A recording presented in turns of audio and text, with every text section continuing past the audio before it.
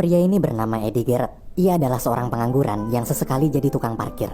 Eddie ini kecanduan banget sama judi dan gak pernah bisa lepas. Mungkin rasanya sama kayak kecanduan rokok atau kecanduan main game. Intinya dia benar-benar mau tobat tapi gak bisa. Setiap dapat duit, malamnya dia pasti langsung pergi ke tempat judi. Dulunya dia pernah menang judi gede banget sampai kaya raya, terus kalah judi juga gede banget sampai bangkrut. Makanya dia sekarang selalu berharap suatu saat nanti bisa menang gede lagi terus ngerubah nasib. Sayangnya setiap kali Eddie berjudi, dia kalah dan kalah lagi sampai kehabisan uang. Hari demi hari, Eddie jalani dengan penuh kesuraman. Kerjaan gak punya, uang pas-pasan, judi kalah mulu. Bahkan buat makan aja, Eddie harus ngutang di minimarket dekat rumahnya. Hari itu waktu baru sampai rumah, teman lamanya bernama Michael ternyata sudah ada di dalam menunggunya pulang. Melihat Michael, Eddie pun kaget sambil bilang, copot. Michael datang ke sana untuk menitipkan sebuah tas karena sebentar lagi dia akan dipenjara selama 6-9 bulan ke depan. Dia lalu menawarkan uang sebesar $10.000 jika Eddie bisa menjaga tas tersebut dengan baik selama Michael di penjara. Ia juga berpesan agar jangan pernah sekalipun berniat membuka tas ini. Pokoknya niat aja gak boleh, apalagi sampai ngebuka isi tasnya.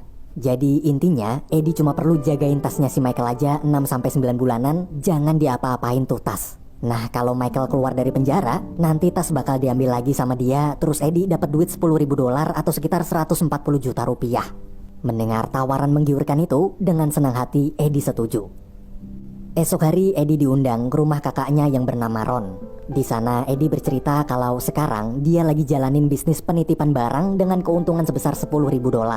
Mendengar cerita bisnis tersebut, Ron dan istrinya justru malah meremehkan bisnis Eddie. Bukannya mau sombong, sebagai seorang kakak, Ron cuma khawatir dengan masa depan Eddie. Ia menganggap bisnis Eddie itu bisnis gak jelas serta gak menjanjikan. Ron kemudian menawarkan Eddie pekerjaan di dalam perusahaannya tapi langsung ditolak. Eddie lebih suka melakukan pekerjaan yang dia inginkan daripada jadi karyawan seperti kebanyakan orang. Ia yakin bisa sukses dengan caranya sendiri. Malam hari pas baru sampai rumah, gara-gara lagi mabuk, Eddie mulai penasaran apa sebenarnya isi tas Michael. Namun ia teringat perjanjian kalau dia nggak boleh membukanya apapun yang terjadi. Daripada di rumah terus-terusan kepikiran sama tas itu, Eddie milih pergi ke bar buat ngalihin rasa penasarannya. Ketika lagi nongkrong sama teman-temannya di bar, rasa penasaran Eddie masih juga belum hilang. Dia masih terus aja kepikiran sama isi tas di rumah. Hingga akhirnya rasa penasaran Eddie udah nggak tertahankan lagi. Ia pun memutuskan untuk pulang dan membuka tas tersebut.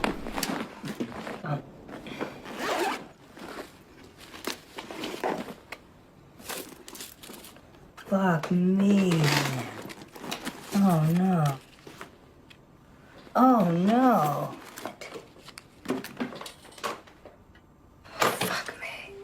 Besoknya Eddie menemui teman dekat yang juga adalah seorang psikolog bernama Jin. Eddie di situ nyeritain semuanya sama si Jin sekaligus mau konsultasi juga. Eddie nanya gimana kalau dia ngambil duit dari tas itu sebesar $500 atau 7 juta rupiah buat main judi. Seandainya menang kan duitnya jadi bisa balik 2 kali lipat. Yang $500 dibalikin ke tas, terus duit sisanya bisa diputerin buat main judi lagi. Mendengar ide luar biasa itu, Jin langsung setuju. Ya enggak lah, mendengar ide gila itu, Jin langsung melarangnya. Sebagai sahabat yang baik dan bijak, Jin berusaha sekuat tenaga menasihati Eddie. A loser, you're not gonna win money. You lose, do fucking nothing.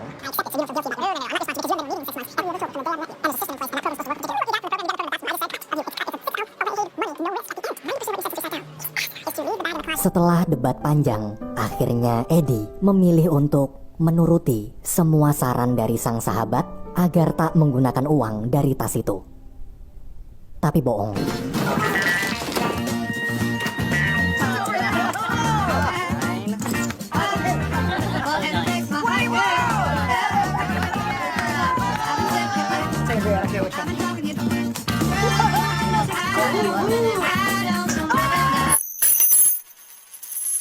Eddie berhasil memenangkan banyak permainan. Setelah untung banyak dari berjudi, Eddie merayakan keberhasilannya bersama teman-temannya di bar. Keberuntungan Eddie nggak cuma sampai situ aja. Di sana dia juga bertemu seorang wanita cantik bernama Eva. Melihat kecantikan Eva, Eddie jatuh hati. Selesai berkenalan, mereka lalu bersenang-senang, minum-minum, serta bernyanyi sepanjang malam. Waktu Eddie mengantar pulang, Eva bercerita tentang masa lalunya bahwa dia adalah seorang janda anak satu. Mendengar itu, Eddie pun berkata dalam hati, "Wow, janda nih bos." Eva lalu mengajak Eddie ketemuan lagi lain kali di restoran favoritnya. Eddie benar-benar bahagia, mereka kemudian saling bertukar nomor HP. Hanya dalam satu hari, kehidupan Eddie berubah total 180 derajat. Kini ia merasa menjadi orang paling beruntung di dunia. Namun, keesokan harinya, Eddie yang masih belum puas sama hasil keuntungan kemarin, dia pun milih buat judi lagi di pacuan kuda. Setelah mempelajari informasi tentang kondisi kuda para pembalap, Eddie dengan percaya diri mulai taruhan.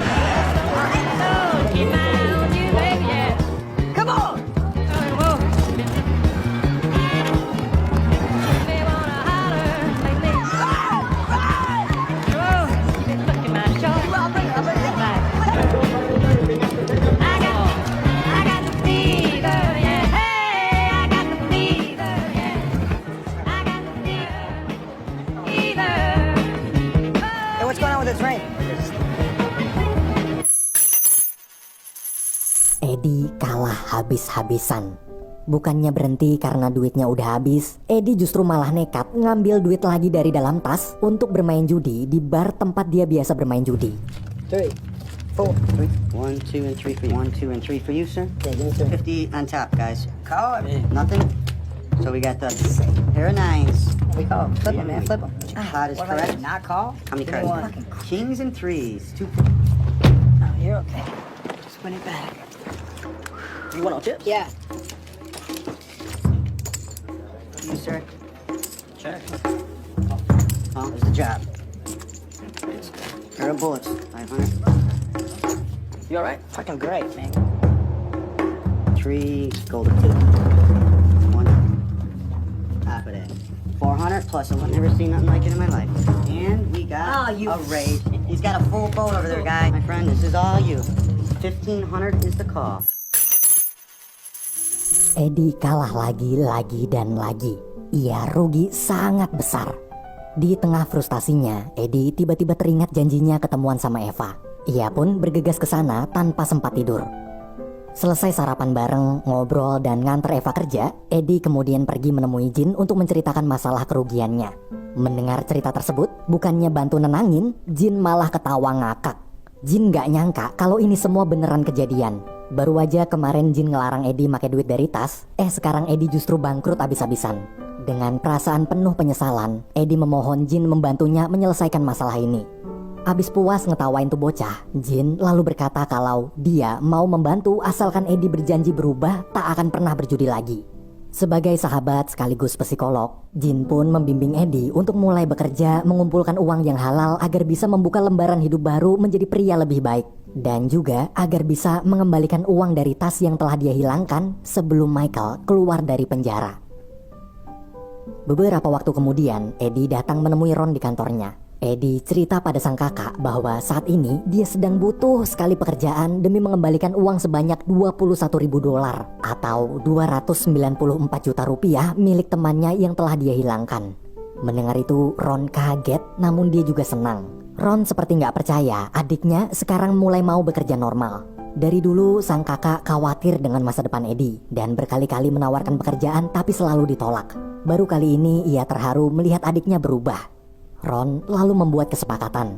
Bila Eddie berhasil membuktikan dia bisa bekerja sungguh-sungguh selama 6 bulan ke depan, maka Ron akan memberinya pinjaman uang $21.000 sebagai bantuan dari kakak demi membayar hutang adiknya. Betapa lega hati Eddie, niat baiknya berubah memulai hidup baru ternyata diberi kemudahan. Esok hari, untuk pertama kali dalam sejarah hidupnya, Eddie pun mulai bekerja.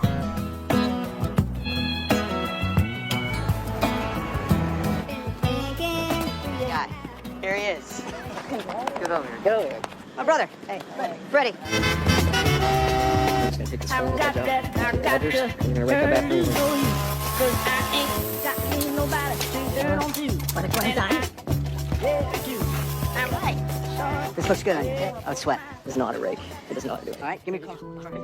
Hari demi hari, Eddie menjalankan pekerjaannya sebaik mungkin. Hubungan Eddie dan Eva juga berjalan lebih lancar. Bahkan dibanding dulu yang selalu bolos kelas, kini Eddie jadi rajin mengikuti program kelas bimbingan psikologis dari Jin. Sekarang dia menikmati hidup barunya. Dari uang hasil kerja, Eddie sedikit demi sedikit menyicil hutangnya ke dalam tas. Ia juga tak lupa membayar hutang-hutangnya pada pemilik minimarket. Malamnya, Eddie mengajak Eva kencan. Di sana, Eddie jujur menceritakan semua masa lalunya sebagai seorang penjudi serta bagaimana perjalanan dia berubah. Mereka kemudian menghabiskan waktu dengan menikmati malam berdua. Keesokan harinya, setelah bermain bowling bersama sang kakak, Ron mengatakan kalau dia bangga sekali dengan perubahan adiknya. Kinerja Eddie sangat baik, datang tepat waktu, dan udah gak pernah kembali ke lingkaran setan perjudian seperti dulu lagi. Ron pun penasaran siapa wanita yang telah membuat adiknya berubah. Dia lalu meminta Eddie untuk memperkenalkan Eva padanya. Beberapa hari kemudian, Eddie datang bersama Eva ke rumah Ron. Di sana mereka saling mengenal lebih dekat satu sama lain. Waktu mau pulang, Eva ngomong kalau di rumahnya sekarang lagi sepi karena ibu sama anaknya lagi keluar. Mendengar itu, jiwa kejantanan Eddie pun tertantang dan segera tancap gas. Pas sampai rumah, mereka berdua langsung... Paginya, saat baru bangun tidur, Eddie kaget tiba-tiba Michael menelpon. Di telepon, Michael mengatakan kalau dia dapat remisi akibat berkelakuan baik selama di penjara. Yang harusnya Michael keluar masih beberapa bulan lagi, dia jadi udah bisa bebas dari penjara minggu depan. Dan hari Senin, Michael akan menemui Eddie untuk mengambil tasnya. Eddie benar-benar bingung gimana cara ngembaliin uang $20.000 dari tas Michael cuma dalam waktu seminggu. Dengan panik, dia bergegas menemui Ron di kantornya. Sambil gemeteran, Eddie memohon bantuan sang kakak untuk meminjamkan uang $20.000 lebih awal akibat situasi mendesak. Namun karena nggak sesuai perjanjian awal, Ron pun menolak sampai mereka berdua berantem. Eddie marah kenapa Ron pelit padahal adik kandungnya sendiri lagi butuh banget bantuan. Dengan kecewa, Eddie pergi dari sana. Di bar, Eddie meminta solusi dari teman-temannya. Bukannya ngasih solusi, mereka justru malah ngasih saran aneh-aneh. Kayak nyuruh Eddie buat bikin surat kematian palsu, sampai nyaranin jualan narkoba biar untung gede. Eddie di situ kesel, padahal waktu dia lagi menang judi banyak, Eddie selalu neraktir mereka semua buat senang-senang bareng, tapi giliran Eddie susah, gak ada satupun dari mereka yang ngebantu. Eddie frustasi parah. Dia lalu pergi marah-marah ke rumah jin tengah malam. Eddie mengatakan bahwa dia kecewa sudah berusaha berubah serta telah melakukan semua ucapan jin, namun kenapa Tuhan seperti tak mau menolongnya. Melihat kondisi sahabat yang sedang terpuruk, jin kemudian memberikan satu solusi terakhir. Solusi ini bisa dibilang cukup gila. Jika berhasil, Eddie bisa mendapat uang banyak untuk membayar hutangnya. Bila gagal, Eddie harus pergi kabur sejauh-jauhnya menghilang keluar kota. Solusi itu adalah Jin menyarankan Eddie menggunakan semua sisa uang dari dalam tas Michael untuk berjudi lagi. Berjudi untuk terakhir kalinya. Ia lalu memberitahu alamat tempat kasino para orang kaya kenalannya biasa berjudi. Pagi hari di kafe ketika sarapan bareng Eva, pikiran Eddie ngeblank. Eva yang gak tahu kalau Eddie lagi ada masalah, dengan bahagia dia mengatakan kalau ibunya ingin mengundang Eddie datang makan malam bersama di rumah. Gara-gara pikiran Eddie ngeblank, dia cuma nge-iya-iyain doang sambil berjanji datang tepat waktu. Sore hari, Eddie meminta salah satu temannya menemani pergi ke alamat tempat perjudian yang Jin kasih tahu. Dengan membawa semua uang di tas, mereka berdua mengatur rencana. Agar bisa dianggap orang kaya dan diizinkan masuk kasino, mereka nanti akan bersandiwara berpura-pura menjadi bos serta bodyguard.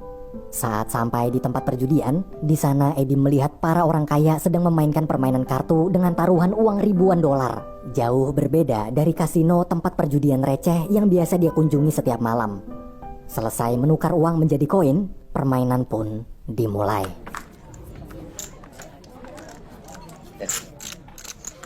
What's that? It's cheaper to fold. Yeah. Come on, Don. Where is it? That is not bad. Did you have a king? No. We did have a 4. No, that didn't do anything. No. Thank you, sir. Let's make it a straddle. All right, we got a pot. I can buy behind, right? Got 10. I'll go 4,000. Pretty good card from you. Is there logic to your betting? No. I mean, give me a fucks, dude. You just push. I'm gonna go up. See him. Oh. See live. Eddie kalah telak. Sekarang pikirannya tambah kacau. Sebentar lagi dia harus kabur sejauh mungkin meninggalkan kota ini. Di tengah keputusasaan, mendadak Eva menelpon. Di telepon tersebut, anak Eva mengingatkan Eddie agar jangan telat datang makan malam bersama nanti. Mendengar perkataan tuh bocah, seketika semangat Eddie muncul kembali. Kini sudah tak ada jalan mundur lagi. Waktu tak bisa diulang dan menyesal pun tak ada gunanya. Eddie memilih nekat mengeluarkan seluruh uang yang tersisa di dalam tas untuk bermain lagi.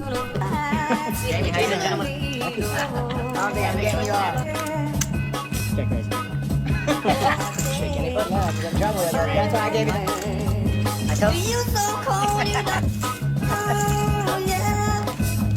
All right, gentlemen.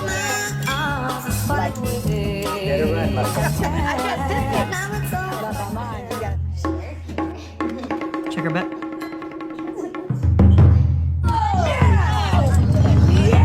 Eddie akhirnya berhasil memenangkan permainan dengan jumlah sangat besar. Dalam sekejap, Eddie bisa membalikan keadaan. Kini dia punya uang berlimpah untuk membayar hutangnya. Namun judi tetaplah lingkaran setan. Eddie di situ merasa bahwa keberuntungan sedang berpihak padanya. Walaupun udah berkali-kali disuruh berhenti sama temennya, Eddie tetap penasaran apakah dia masih bisa menang lagi. Kalau menang lagi, maka Eddie nggak cuma sekedar bisa bayar utangnya di tas, tapi juga bakal dapat sisa uang lebih banyak. Namun saking senangnya, jantung Eddie berdebar sangat cepat. Nafasnya sesak, ternyata dia terkena serangan jantung. Serangan jantung yang memaksa Eddie menghentikan permainan dan pergi ke rumah sakit bersama dengan seluruh uang hasil kemenangan judinya.